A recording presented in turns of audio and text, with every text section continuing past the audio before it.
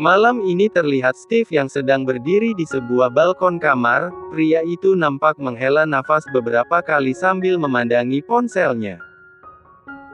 Steve sedang berusaha untuk menahan diri agar dia tidak menghubungi Sabrina, akan tetapi dia tidak bisa membohongi perasaannya sendiri bahwa dia sebenarnya sangat merindukan wanita itu. Sedang apa dia sekarang?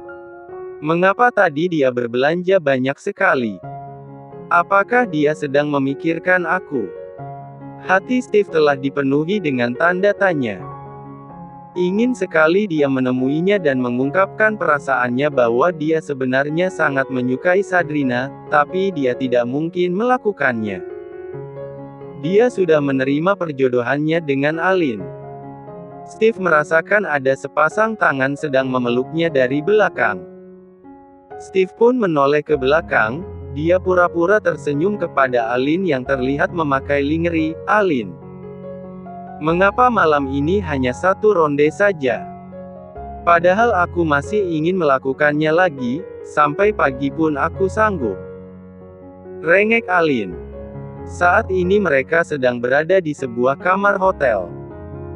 Bagaimanapun juga Steve adalah seorang pria normal dan sudah dewasa, tentu saja dia sangat membutuhkan kehangatan.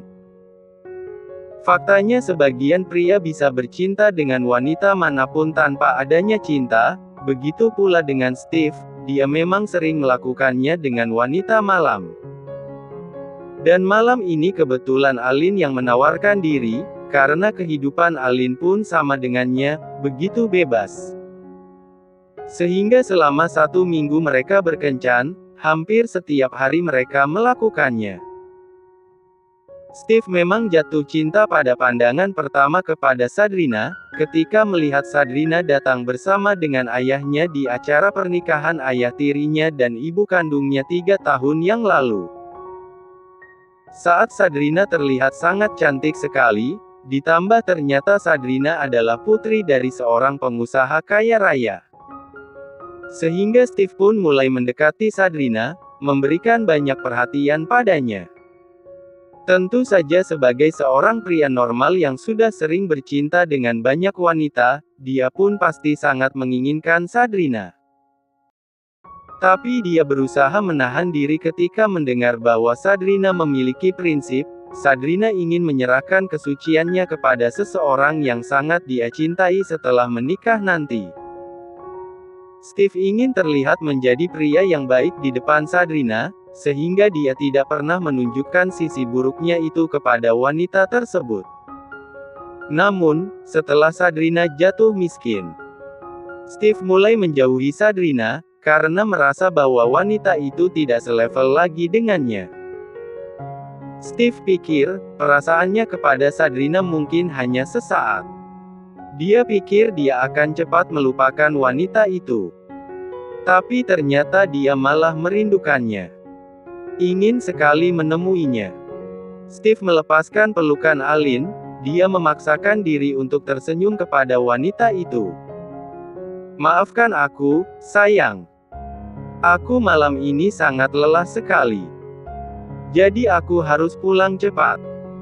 Aline memanyunkan bibirnya. Sayang sekali, padahal aku masih ingin terus bersama kamu. Masih ada hari esok. Aku janji besok kita melakukannya sampai pagi. Setelah mengantarkan Aline pulang ke rumahnya, Steve tidak dapat menahan diri, dia sudah benar-benar sangat merindukan Sabrina, sehingga dia ingin bisa melihat Sabrina dari kejauhan. Akan tetapi, Steve dibuat penasaran, mengapa rumah kontrakan yang ditempati oleh Sabrina terlihat sangat gelap dan sepi. Seakan tidak ada penghuninya. Kemana Sabrina? Apakah dia belum pulang? Gumam Steve. Steve tidak sengaja melihat ada seorang ibu-ibu berjalan melewati mobilnya. Dia segera keluar dari mobil, dan memberanikan diri untuk bertanya kepada wanita tersebut. Maaf, Tante. Saya ingin bertanya, apakah Sabrina masih menginap di rumah kontrakan sana? Tanya Steve sambil menunjuk sebuah rumah kontrakan. Saya dengar 1 minggu yang lalu dia sudah pindah, Mas. Jawab ibu-ibu tersebut. Steve tercengang mendengarnya, dia pun bertanya kembali kepada wanita paruh baya itu. Kalau boleh saya tahu, dia pindah kemana? Kalau masalah itu saya kurang tahu, Mas. Setelah ibu-ibu tersebut pergi, Steve masuk kembali ke dalam mobilnya. Dia terlihat sangat kecewa, karena dia tidak tahu kemana Sabrina pindah. Steve segera merogoh ponsel di saku kemeja yang dia kenakan. Dia ingin menghubungi wanita itu, ingin bertanya kepadanya kemana wanita itu pindah rumah. Tapi Steve mengurungkan niatnya, seharusnya dia memanfaatkan kesempatan ini untuk melupakan Sabrina. Steve segera menghapus nomor kontak Sabrina, walaupun sebenarnya hatinya sangat merasakan berat. Ini demi kebaikannya dan masa depannya. Jika dia terus masih menyimpan nomor wanita itu, yang ada dia akan semakin tersiksa karena ingin terus menghubungi Sabrina. Bukankah memang seharusnya begitu? Kamu jangan pernah tahu di mana Sabrina tinggal dan kamu tidak boleh menghubunginya. Ingat Steve, kamu sudah memiliki Alin yang lebih segalanya dari Sabrina. Jadi lupakan Sabrina. Apa yang kamu harapkan dari perempuan miskin itu? Yang ada hidup kamu akan bermasalah jika kamu berhubungan dengannya. Steve mencoba untuk memperingatkan dirinya sendiri. Dia sangat yakin dia pasti bisa segera melupakan Sabrina. Sementara itu di mansion Andra Struik. Terlihat Andra menelan selaiva memandangi Sabrina yang sedang berada di bawah kungkungannya itu, sampai dia merasakan kebingungan ketika merasakan celananya sesak, seolah-olah sang adik bereaksi terhadap wanita itu.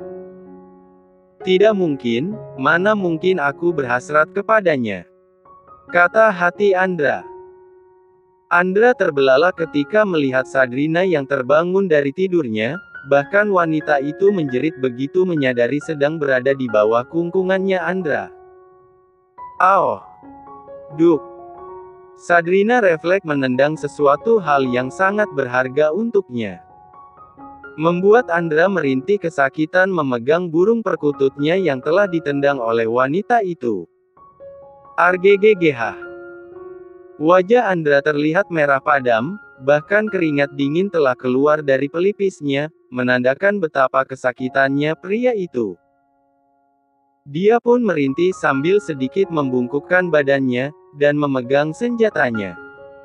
Sabrina menyilangkan kedua tangannya di dada sambil memandangi Andra dengan sorot matanya yang tajam.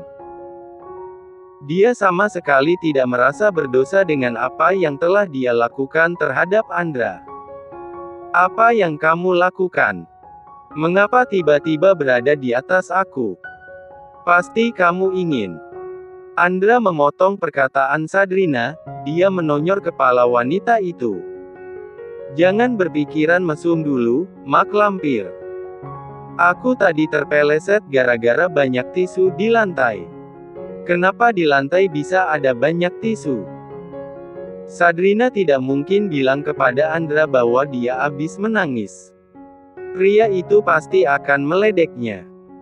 Dia pura-pura bersin, "Hacim. Sepertinya aku lagi terserang flu. Hidung aku ingusan," ucap Sabrina sambil mengambil tisu di atas meja, pura-pura membersihkan hidungnya tisu. Andra segera naik ke atas sofa, berdiri di atas sofa tersebut. Dia memandangi tisu-tisu yang berserakan di lantai dengan tatapan geli. Wanita itu benar-benar selalu membuatnya naik darah. Seandainya saja Sabrina tidak memiliki hutang kepadanya, dia pasti akan memecat wanita itu. Sabrina hanya bisa menahan tawa melihat kelakuan musuh bubuyutan sekaligus majikannya itu. Membuat dia teringat dengan kisah masa lalu mereka. Pertama kali mereka bertengkar adalah ketika Andra di sekolah, dia selalu meraja bersama dengan Farel. Kedua pria itu begitu Ditakuti oleh banyak siswa laki-laki, tapi mereka digilai oleh para siswi perempuan. Hanya Sadrina satu-satunya orang yang berani kepada mereka, walaupun saat itu dia malah tergila-gila kepada Farel, sahabatnya Andra. Suatu hari Sadrina melihat Andra yang sedang mengerjai seorang siswa laki-laki culun. Sadrina menolong siswa laki-laki tersebut. Bahkan dia berani menghajar Andra dengan menendang burung perkututnya, di hadapan banyak orang, mempermalukan pria itu. Dari sanalah Andra dan Sadrina mulai bermusuhan. Andra masuk ke dalam kamar, dia terlihat mondar-mandir di dalam kamarnya tersebut.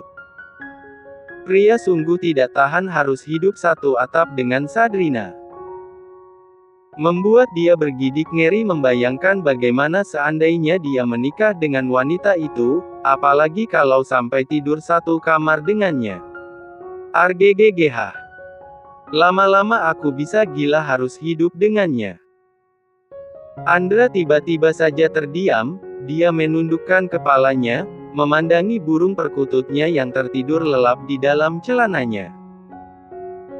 Apakah ada yang salah dengannya? Mengapa tiba-tiba saja dia merasakan sesak di balik celananya ketika berada di atas tubuhnya Sadrina?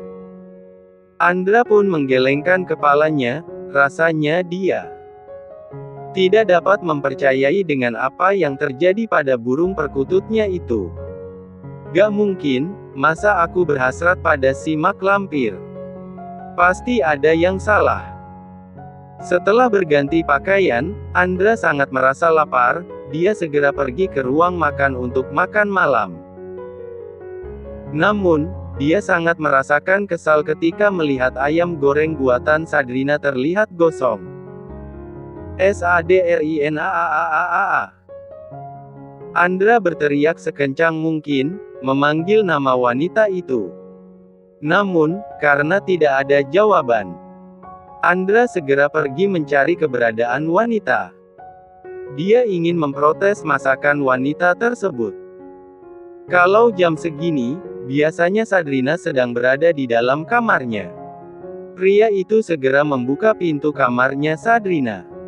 Ceklek. Saat baru saja Andra mangap untuk memanggil nama wanita itu, dia tidak meneruskan perkataannya ketika melihat Sadrina yang baru saja melepaskan handuknya untuk memakai pakaian. Rupanya Sadrina lupa mengunci pintu, dia baru saja habis mandi. Pria itu nampak menganga melihat Sadrina dalam keadaan telanjang bulat. Entah berkah atau musibah untuknya. Sehingga terdengar dengan sangat jelas suara jeritan wanita itu. "Aoh!"